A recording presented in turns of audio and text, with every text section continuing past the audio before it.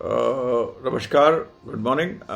मैंने आपको अपने पहले दो वीडियोस में केतु 1 to 3 और केतु 3 to 6, मतलब केतु पहले से तीसरे घर में और केतु चौथे से छठे घर में बताया। मोटा मोटा केतु जो मैं देखता हूँ, केतु मेल चिल्ड्रन मतलब नर बच्चों का कारक होता है, हैप्पीनेस का कारक होता है, इंट्यूशन का कारक होता है, और हमारी जितने भी नसें हैं, यूरिनल ट्रैक्ट है और पीछे की नसें हैं, पैर है, ये केतु इन सब चीज़ों का कारक भी होता है।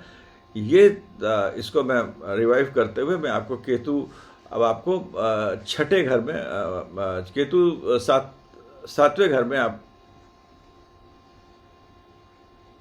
मैं आपको बताता हूँ। केतु पहले से छठे घर में आपको मैंने दो अपने पिछले वीडियो में बता दिया था।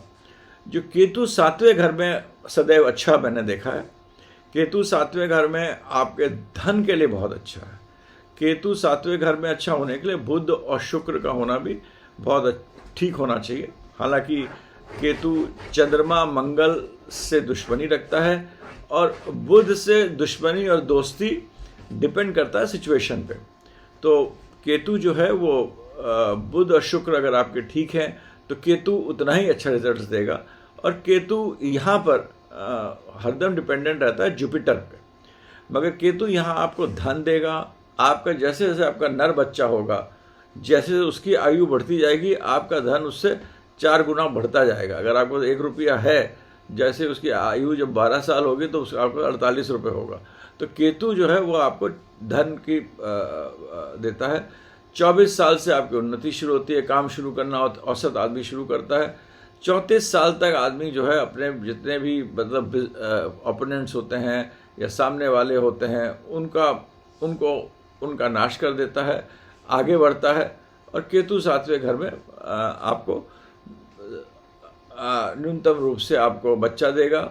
आपकी धन के लिए बहुत अच्छा, जिसके लिए आज की बहुत ही कलयुग में धन बहुत ज़रूरी हो गया, तो धन के लिए बहुत अच्छा है। मगर केतु जो सातवें घर होता है वो सामने वाले की स्थिति अच्छा नहीं करता है। मतलब यहाँ तक भी अब मैंने देखा है, जब केतु सातवें घर में होता है तो जो सामने आपके घर में रहता है उसके यहाँ प्रॉब्लम रहेंगे।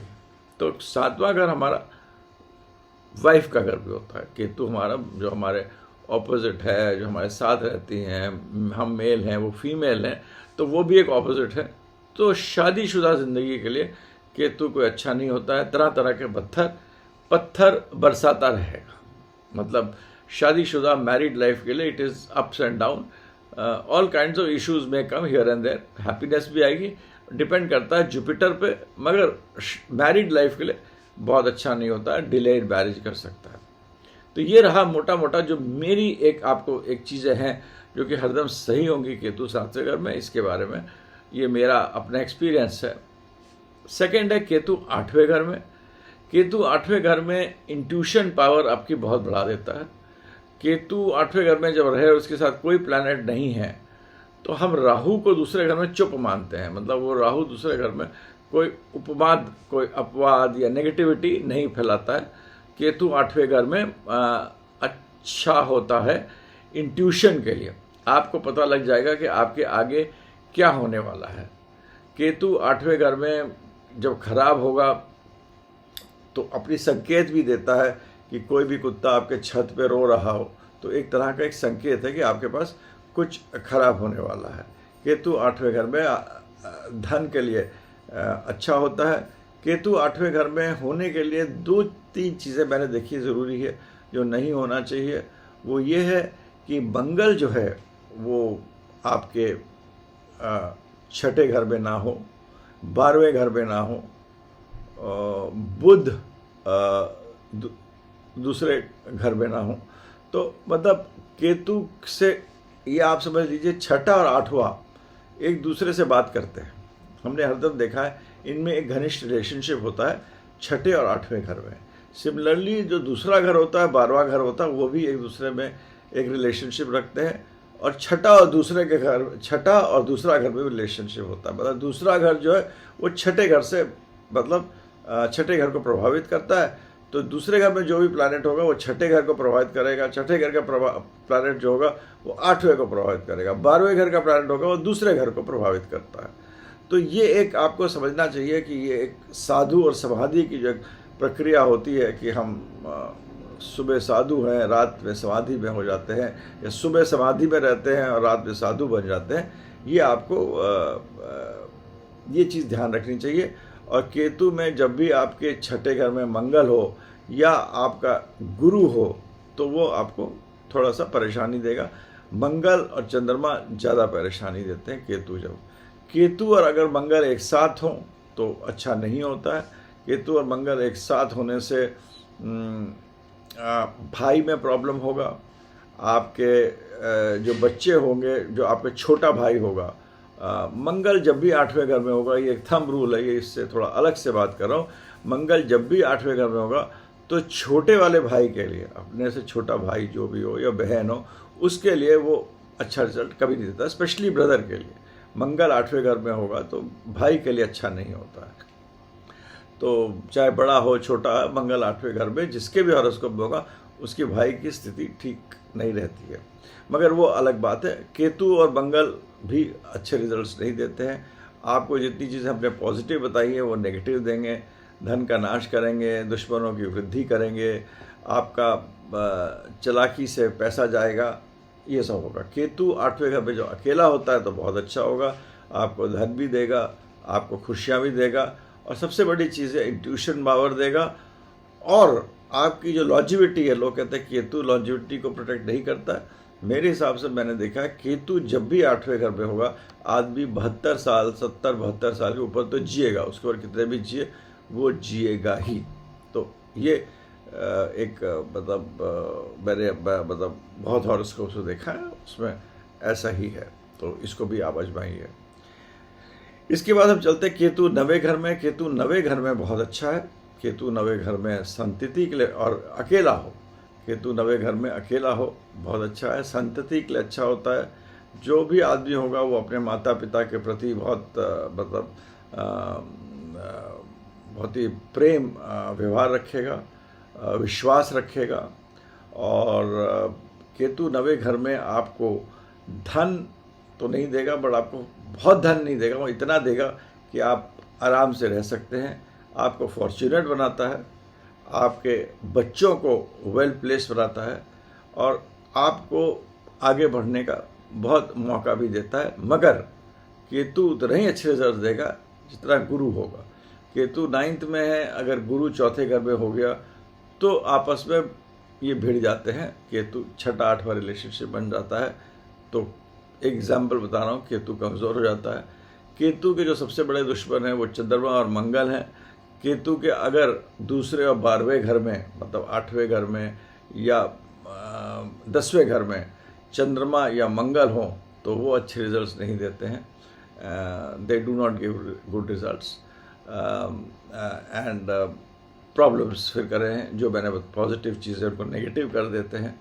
केतु के आगे चंद्रमा हो या केतु के केतु से आगे दूसरे घर में चंद्रमा हो, 12वें घर में चंद्रमा हो या मंगल हो, तो चंद्रमा और मंगल केतु के लिए अच्छा नहीं देते हैं। चंद्रमा जो होता है वो हमारी बहुत चीज़ों का कारक होता है। चंद्रमा हमारी खुशियों का कारक होता है, हमारे पैसों का कारक होता है, हमारी रोज़मर्रा ज़िंदगी का कारक होता है, हमारी माता का कारक होता है। जितना भी माया है वो चंद्रमा से ही डिपेंडेंट है, मतलब एस्ट्रोलॉजी में, तो वो आपको प्रॉब्लम करेगा। तो ये सब चीज़ें भी देखना पड़ेगा कि कौन से प्लैनेट मंगल और चंद्रमा केतु से कैसे प्लेस्ड है, और आपका बुध कैसे प्लेस्ड है। बुध उसका दोस्त है, मगर कभी कभी नेगेटिव भी दे देगा। जैसे बुध अगर 12वें घर में हो तो अच्छा रिजल्ट नहीं देगा। बुध पहले से छठे घर में जब भी होगा तो वो इतना ख़राब रिजल्ट नहीं देता है, मगर छठे घर के बाद वो अच्छे रिजल्ट नहीं देता है। केतु हालांकि 7वें घर में हो और बुध उसके साथ हो तो आदमी को बहुत बड़ा आदमी बना सकता है। केतु 7वें घर में, मैं एक चीज़ बताना भूल गया, वापिस आ रहा हूँ। केतु 7वें घर में आदमी को ऐसा बनाता है कि आदमी मतलब बहुत चालाकी से, इंटेलिजेंस से, आजकल उसे अच्छा माना जाता है, उन सब चीज़ों से धन अर्जित करता है। तो ये एक केतु जब बुध के साथ हो 7वें घर में तो अच्छा माना जाएगा। मोटा मोटा ये है केतु 7वें घर, 8वें घर और 9वें घर में, जो मेरे एक्सपीरियंस है, जो कि आम तौर पर आपने शायद आप सुनते होंगे केतु पहले घर में होगा तो ये होगा, दूसरे घर में होगा ये होगा, बाकी एस्ट्रोलॉजी में जितने भी लोग बोलते हैं जो मैंने सुना है, मगर ये मैं अपना एक्सपीरियंस बताता हूँ। मेरे अपने 40-50 साल से लाखों हॉरोस्कोप्स देखी हैं, इसके हिसाब से मेरा एक्सपीरियंस है। इसको आप भी इस्तेमाल करिए और टेल मी ऑल्सो। मेरे बारे में आपको जानना है तो shankarstudy.com में जाइए, shankarradawal.com में जाइए। आप मेरे को लिख भी सकते हैं connectingstars@gmail.com में। ये मेरा मतलब प्रोफेशन नहीं है, ये मेरा एक रिसर्च है, मेरा हॉबी है। और राइट फ्रॉम मेरे पिताजी भी राव साहब, अय्यर साहब, बहुत बड़े बड़े एस्ट्रोलॉजर्स, जिनको कि काफ़ी जिन्होंने अपना सुबह से रात तक खाली एस्ट्रोलॉजी करते थे और एस्ट्रोलॉजी उनके लिए एक पूजा थी, उनके साथ भी मैंने बैठ के थोड़े थोड़े गुण सीखे हैं, जो मैं चाहता हूँ मैं लोगों को बताऊँ। तो आप इसको यूज़ करिए। एस्ट्रोलॉजी ये भी नहीं है कि कोई सितारे आपके ऊपर घूम रहे हैं तो वो बहुत आपको फ़र्क करते हैं। हमारी जो बॉडी है वो एक केमिकल रिएक्शन है, हमारा ब्रेन जो है वो भी एक रिएक्शन है, जो बाहर है वो अंदर है।